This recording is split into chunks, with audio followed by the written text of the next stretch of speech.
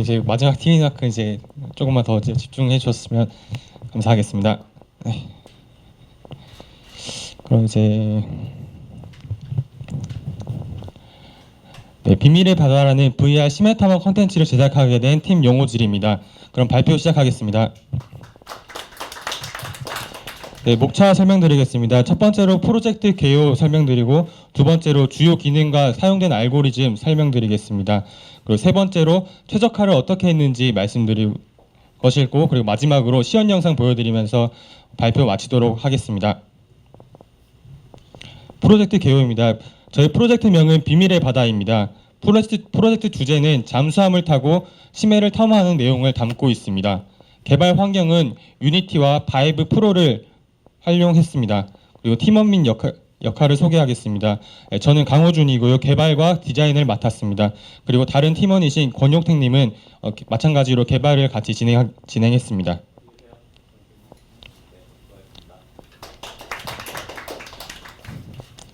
네, 그럼 주요 기능 및 알고리즘 소개하겠습니다. 저희는 이제 잠수함을 타고 심해를 탐험하는 이제 게임이기 때문에 가장 기본적으로 잠수함 이동 로직이 필요했습니다. 잠수함 이동 로직 순서를 설명드리겠습니다. 먼저 잠수함을 이동시킬 수 있는 조이스틱을 가지고 특정 타겟을 이동시킵니다. 그리고 특정 타겟과 연결된 대행자가 그 IK로 연결되어서 그 회전과 이동을 따라가게 되는데요. 그 대행자의 속도와 회전에 맞춰서 잠수함이 그 회전각과 이제 속도의 이제 위치를 동기화시킴으로 인해서 결국은 조이스틱이 잠수함을 조종하게 되는 로직을 완성하게 되었습니다. 그리고 이때 사용한 알고리즘은 패브릭 알고리즘이며 이거 IK 알고리즘 중 하나인데, 이 IK 알고리즘을 활용하게 된 이유는 관련 자료가 가장 많았고, 그 튜토리얼을 통해서 이 IK 알고리즘이 어떻게 그 구성되어 있는지 원리를 이해할 수 있었기 때문에 이 IK 알고리즘을 활용해서 진행할 수 있었습니다. 그리고 이제 결국은 이제 조이스틱에서 이제 패브릭 알고리즘을 활용했고, 그리고 타겟과 대행자를 연결하는 그 IK의 이 패브릭 알고리즘을 활용해서 이제 잠수함 이동 로직을 구현할 수 있었습니다. 잠수함 작동 방식입니다. 좌우 방향 스틱이 있고, 전진 후진 스틱이 있고, 이제 어뢰를 발사할 수 있는 이 발사기에 대한 조종 스틱이 있는데, 이렇게 조종 스틱이 많아지고 이제 클래스들이 좀 다양해지고 많아지다 보니까 이를 관리할 효율적인 방법이 필요했고, 그래서 UML 클래스 다이어그램을 숙지해서 따로 정리해서 이 복잡한 로직을 추후 수정에도 활용할 수 있도록 이렇게 따로 문서화해서 저장을 시켜놨습니다. 잠수함 내부에는 UI를 굉장히 많이 구성했습니다. UI를 굉장히 많이 구성한 이유는 정적인 바다 탐험에 활동감을 부여하고 싶어가지고 UI를 많이 넣게 되었고, 그리고 그중 하나의 기능을 설명드리자면 레이더 기능이 있습니다. 이 레이더는 사전에 계획된 모든 미션을 추적하면서 가장 가까운 미션을 빨간색으로 표시해 줍니다. 그리고 이 미션에 대한 정보를 UI 창에 출력시켜 주면서 플레이어는 가까운 미션을 확인하고 찾아갈 수 있습니다. 그리고 잠수함 내부에 스파셜 사운드를 가지고 있는 라디오를 구성해서 그 잠수함 내부에 있는 공간감을 구현하려고 했고, 이때 사용한 SDK는 리저넌스 오디오 SDK였습니다. 바다 환경을 구현하기 위한 제어 논리를 설명드리겠습니다. 일단은 해수면을 기준으로 디렉셔널 라이트 컬러와 포그 렌더링 컬러를 같이 동기화했고, 이를 설정 변수로 인스펙터 창에 노출시켜서 항상 그 바다의 색감이 달라져도 언제든지 바꿀 수 있도록 변수로 노출시켰습니다. 그리고 플레이어 높이를 기준으로 디렉셔널 라이트 인텐시티와 포그 디스턴스, 라이트 컬러 RGB 값, 포그 컬러 RGB 값을 모두 가져와 수치를 조정해서 결국 효과적인 바다 조도를 표현할 수 있었습니다. 물고기 움직임에 대한 알고리즘을 설명드리겠습니다. 플로킹 알고리즘을 사용했습니다.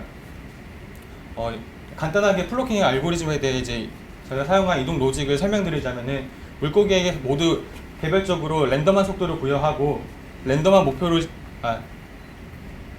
속도를 부여하고 동일한 랜덤 목표 지점을 부여합니다.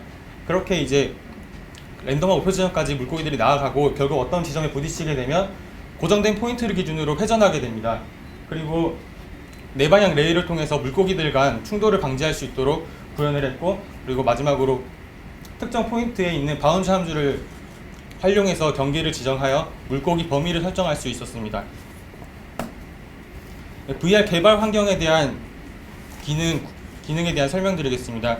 저희는 거의 이제 막바지 이럴 때까지 모두 PC 개발로 이루어졌으며 왼손이나 오른손 모두 PC 컨트롤러 미리 키 매핑을 시켜놓은 다음에 마지막에 가서야 이제 간단하게 한 클래스에서 그 키 값을 모두 한 번에 동일하게 바꿔줌으로써 포팅에 대한 시간을 절약하고 그 부담을 덜 수 있었습니다. 그리고 미션 시스템을 구현했을 때 저희는 에너미 시스템을 활용했습니다. 이 에너미 클래스 구조는 제가 이전에 공부하면서 괜찮았다고 생각했던 구조를 미리 입력을 해놓고 이 구조를 그대로 따와서 피격 객체를 미션으로 할당을 하고 피격을 받는다는 의미를 가진 추상 인터페이스인 iDamageable이라는 클래스를 만들고, 그에 따른 체력을 관리하는 리빙 엔티티라는 클래스를 만들었습니다. 그리고 리빙 엔티티에서 피격 이벤트를 유니티 내부 함수인 델리게이트 액션을 활용해서 결국에 케이지 부수기, 길을 막는 벽 부수기, 상어 죽이기 등의 컨텐츠를 구현할 수 있었습니다. 최적화는 유니티 프로파일러를 활용했습니다. 저희가 이제 유니티 마지막에 가서야 이제 최적화 작업을 시작하게 됐는데, 이 동물 형상 중에서 가장 큰 원인은 너무 많은 그 드로우콜하고 너무 비싼 복잡한 스크립트가 돌아오고 있었다는 것이었습니다. 그래서 이를 찾고 개선 방안으로 이제 모두 CPU에 몰아진 약간 일감들을 다 GPU 인스턴싱으로 이제 매터리얼을 다 한 종류만 사용할 수 있도록 다 GPU에 일감을 몰아줬고, 그리고 가장 너무 복잡한 스크립트였던 볼륨매틱 포그라는 헤이트 포그를 관리해주는 이 유니티 공식 액셋을 제거하게 되었습니다. 구체적인 최적화 방안으로는 보통 이제 기본적으로 모두 묶을 수 있는 그 메시들은 모두 메시 콤바인을 활용해서 바위나 이제 전체적인 맵틀은 한 번에 그릴 수 있도록 메시 콤바인을 활용해서 맵을 그려냈습니다. 이때 활용한 에셋은 이지 콤바인이라고 간단하게 이제 메시를 묶어주는 방식으로 메시 콤바인을 진행했고, 그 다음에 오클루전 컬링과 프로스턴 컬링을 활용했는데, 이때 활용한 에셋은 GPU 인스턴서라는 에셋입니다. 이 에셋에서는 프리팹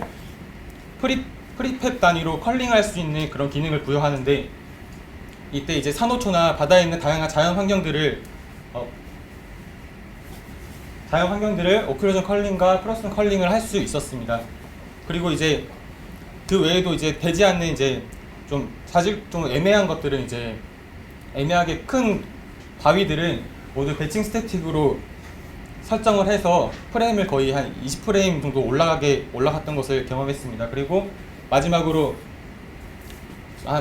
길이가 1km가 되는 약간 거대한 맵이다 보니까 이게 구역을 스타트, 미들, 엔드 구역으로 나눠서 특정 포인트를 지점으로 토글 방식으로 스타트 지점과 미들 방식을 껐다 켜주는 방식으로 안 쓰는 자원은 이렇게 넣어둘 수 있도록 이렇게 관리를 했습니다.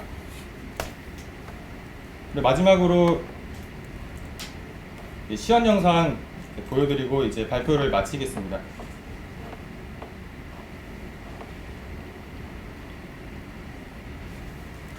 네, 이렇게 바다를 탐험하는 게임입니다. 이제 미션이 이제 빨간색으로 표시가 되고 이를 부술 수 있습니다. UI가 많아서 이제 라디오 같은 걸 틀어서 이제 좀 느린 주행감에 이제 좀 지루함을 덜어주려고 이런 노력을 좀 했습니다. 그리고 이 노래들은 이제 스파셜 사운드로 지금 나오고 있고요. 그리고 심해까지 이동하게 되면 이제 심해에 대한 이제 물고기들을 볼 수 있고, 가까이 가서 이제 부숴줌으로써 약간 색다른 경험을 할 수 있도록 이렇게 사용자들에게 다양한 경험을 할 수 있게 준비했습니다.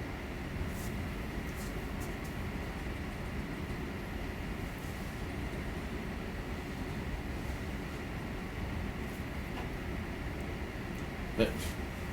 그리고 마지막으로 이제 이렇게 이제 이 똑같은 맵을 이제 로비로 이동해서 로그에서 맵을 고르는 씬을 만듦으로써 언제든지 그 레벨 디자인만 추가되면 맵을 여러 개로 확장시켜서 다양한 테마의 바다를 경험할 수 있도록 이렇게 약간 확장성에 대한 고려도 많이 하면서 이제 제작에 들어갔습니다.